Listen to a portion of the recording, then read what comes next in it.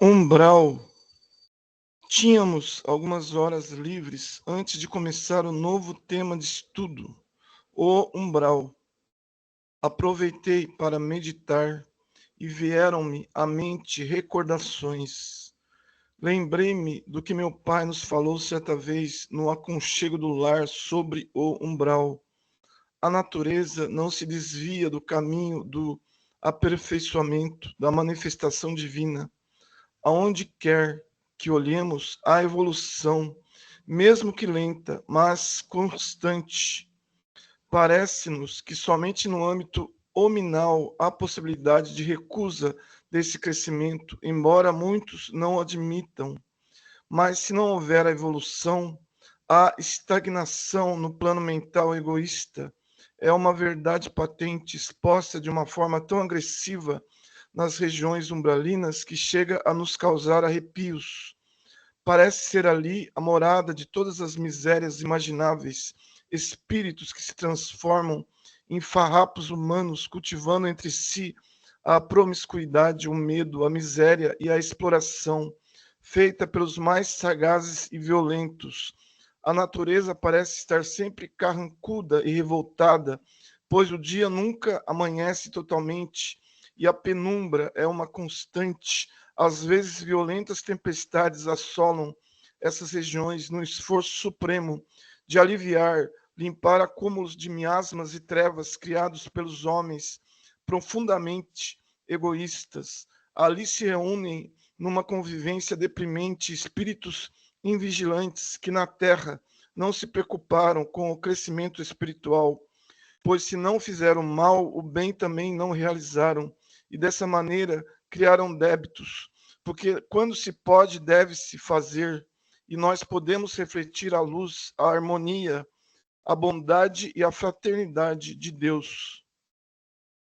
Certamente o umbral não é um lugar agradável. Se a maioria dos encarnados tivesse ideia do que é viver nele, mesmo que por determinado tempo, aproveitaria mais o período da encarnação para aprender, viver no bem e modificar-se interiormente, fazendo-se merecedor de moradias melhores ao desencarnar.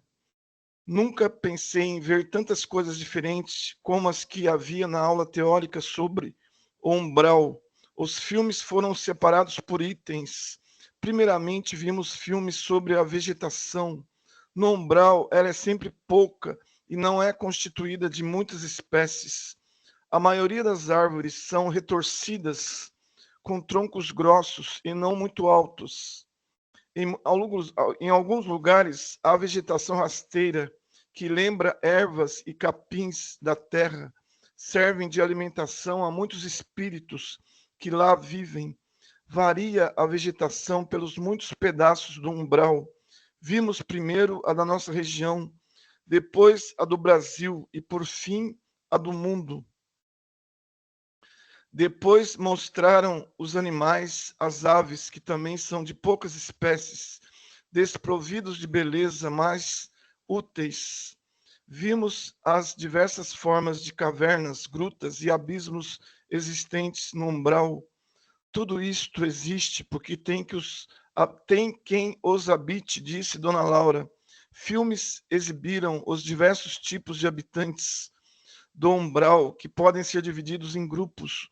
Os chefes, que são espíritos inteligentes, normalmente estudiosos de magia, ávidos de domínio, odeiam quase sempre o bem e os bons. São, na maioria, feiticeiros. Normalmente, os grandes chefes têm aparência comum de humanos, com formas extravagantes. Só se apresentam os subchefes e os subordinados aos que trabalham com os chefes, membros do grupo, do bando. Muitos dentre eles são também estudiosos, feiticeiros, conhecedores das leis naturais, obedecem às normas do grupo, embora considerados livres, não são realmente, pois não abandonam facilmente o bando e recebem castigos por desobediência. Dizem gostar do que são e do modo como vivem. Encontram-se também pelo umbral espíritos solitários, mas são poucos. A maioria deles vive nos grupos. aos que vagam em turmas de arruaceiros entre o umbral e a terra, aos escravos, os que não servem para pertencer ao bando, trabalham, não recebem nada em troca, a não ser castigos, se não obedecerem. Existem também os que são torturados e tratados assim, na maioria por vingança, assim como há os que dizem gostar de já há também os que consideram o umbral o inferno, penam por vagar sem rumo, sofrendo pelos seus erros. Agrupam-se em cidades, pequenas vilas ou núcleos. Vimos muitas cidades nos filmes. Todas elas têm a mesma base. O melhor prédio é para o chefe. Há o local para as festas e o salão de julgamento ou audiências. A maioria delas tem biblioteca com livros de magia e obscenos, livros e revistas, em sua maioria também editados na terra. Só que os encarnados têm livros e revistas bons e maus, e lá só há os ruins. Vimos espantados cidades enormes, com muitos habitantes escravos. O umbral das Américas é mais ameno se comparado com o da Europa e Ásia.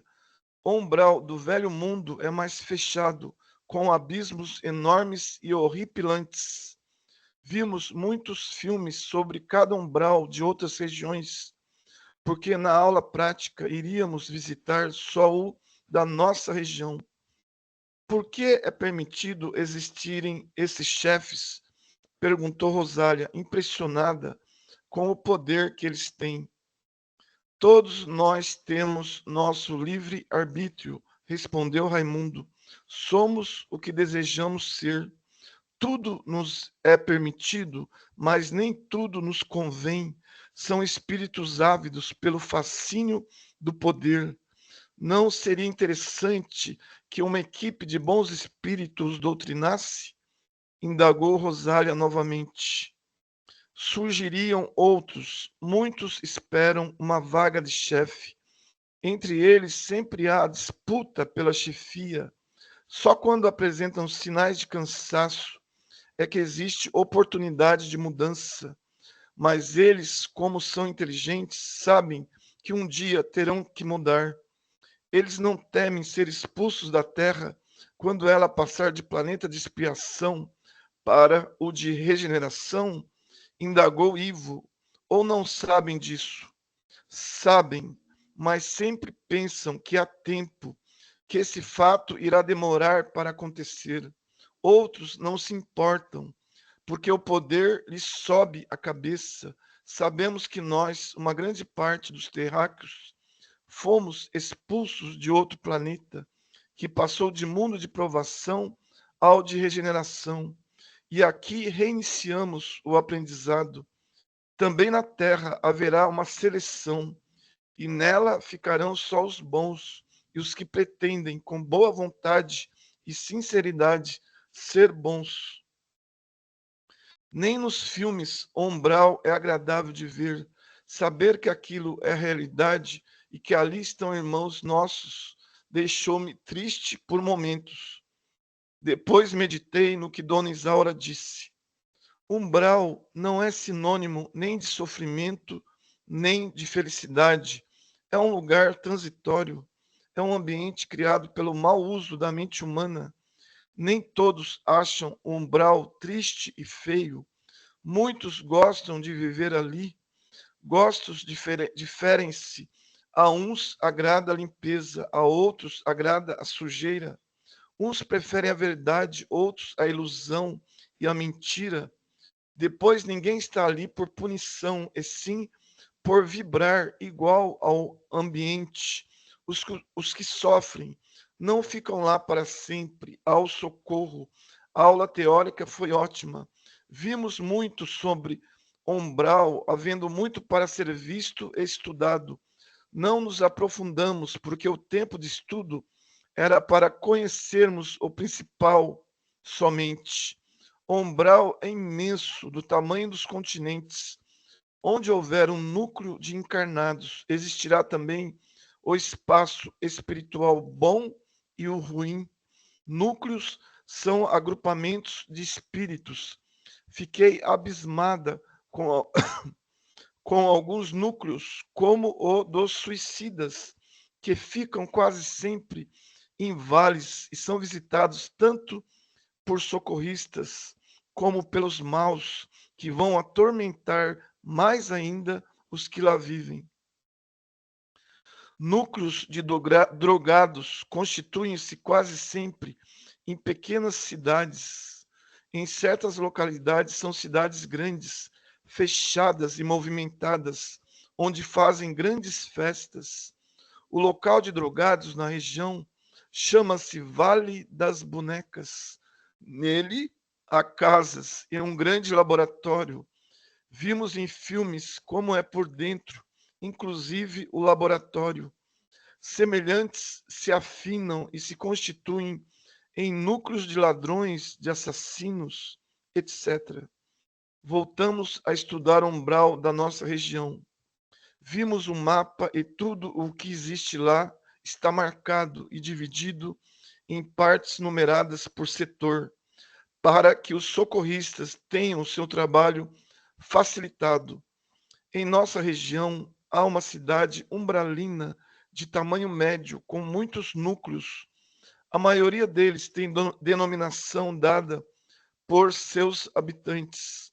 Algumas são interessantes, outras ridículas ou obscenas. Existe um núcleo de alcoólatras que se chama Barril Grande. Possui algumas casas emendadas umas nas outras. Há o chefe e ali vivem outros escravos, mas não há torturados.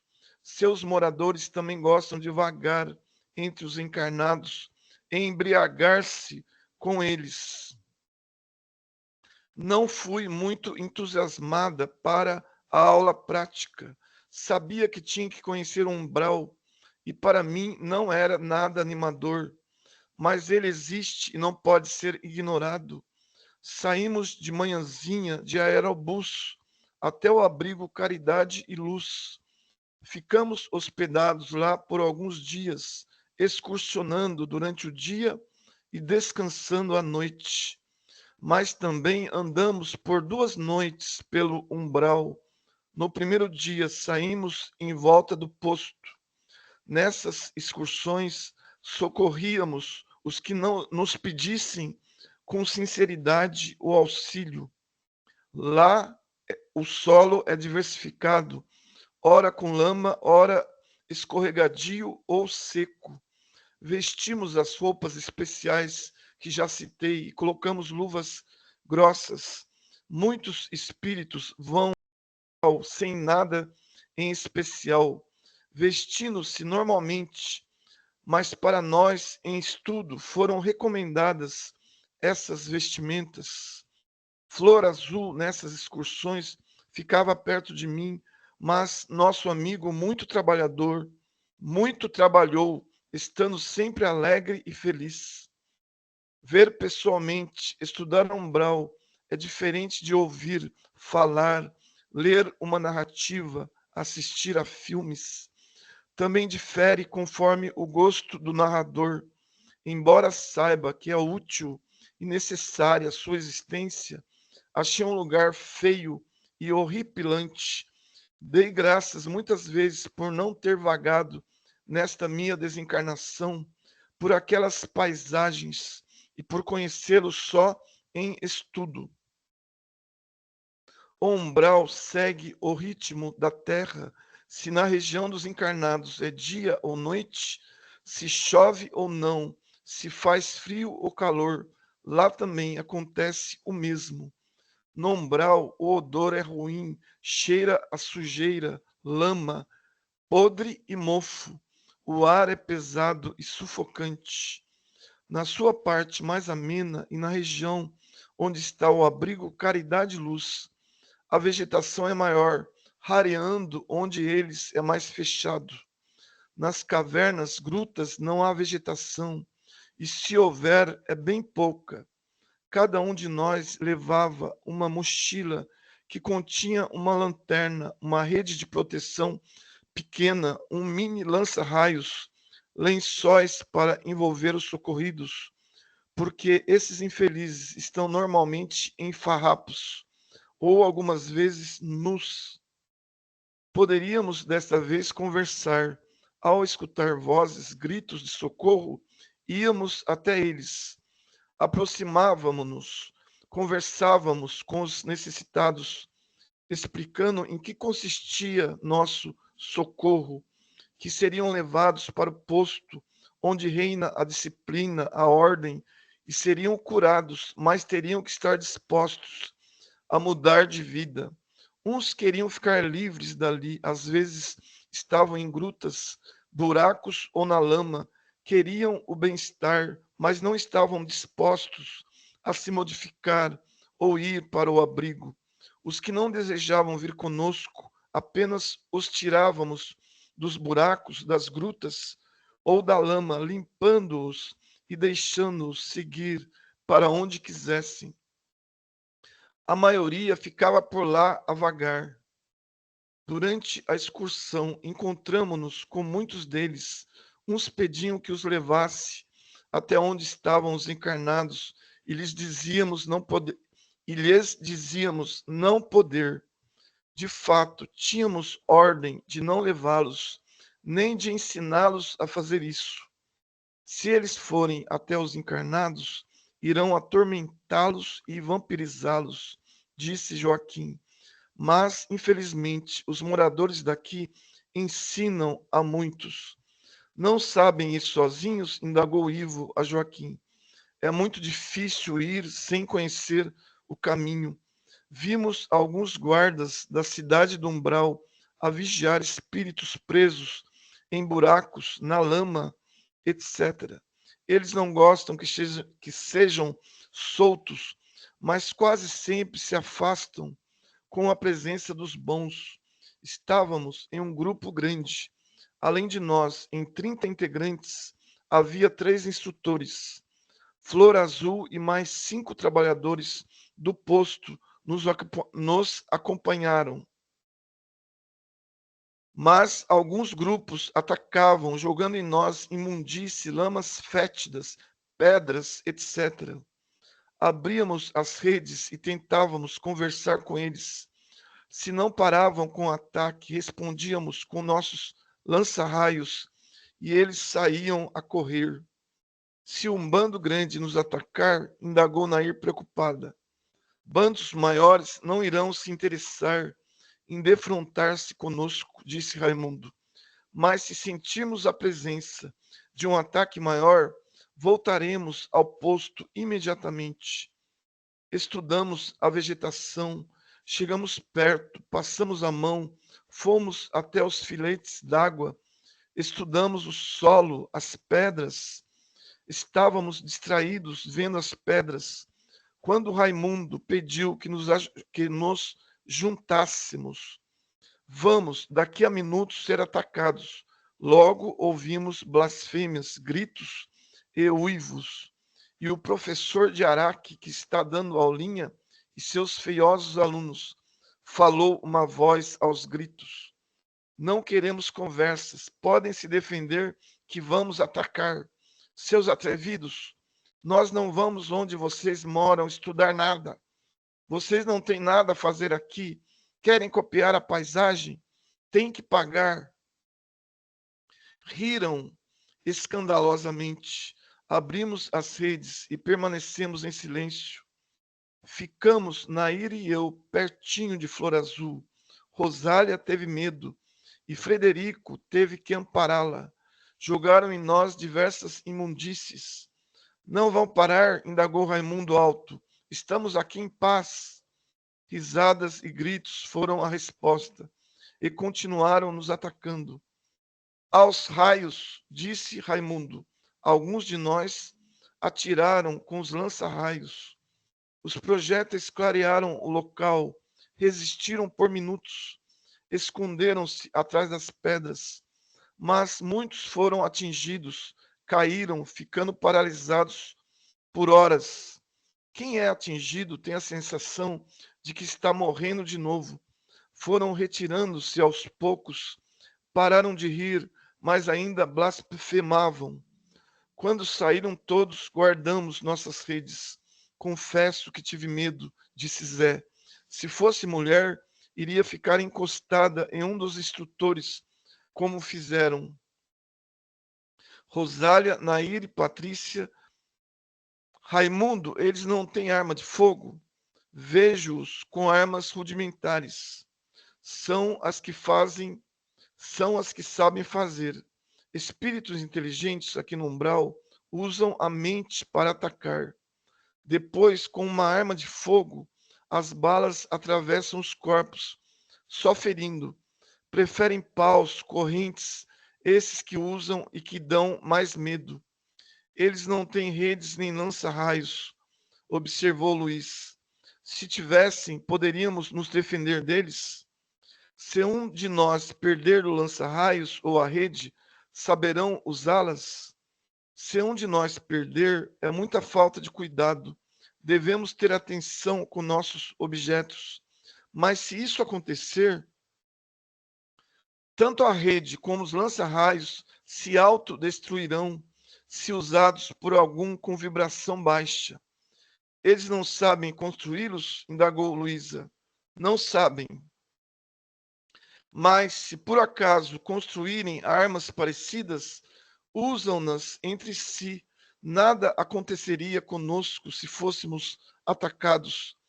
É por precaução que usamos estas roupas e trazemos nossos apetrechos. Vocês estão em estudos, não têm ainda conhecimentos para vir aqui desprovidos destes materiais. A tempestade que desejávamos ver aconteceu, ficou mais escuro. Agrupamo-nos bem perto um do outro e ficamos observando. O vento forte uivava, sacudindo as árvores. Entendemos o porquê de serem baixas e fortes. Raios cortavam o ar, clareando tudo. Os trovões eram violentos. O barulho ensurdecedor. Logo, a chuva começou a cair, deixando mais lama ainda pelo solo. Não durou mais que 30 minutos. Depois, o ar ficou mais leve, menos sufocante e o odor mais ameno. Por dias andamos por ali, entramos em grutas, descemos em buracos. As grutas ou cavernas por ali não são grandes, mas vimos nos filmes algumas enormes, nem bonitas como muitas na Terra. São todas muito parecidas. As pedras são escuras, sem beleza, é frio lá dentro. Tem um salão onde normalmente há espíritos presos. É bem fácil de se perder, a escuridão é total. As noites no abrigo foram agradáveis.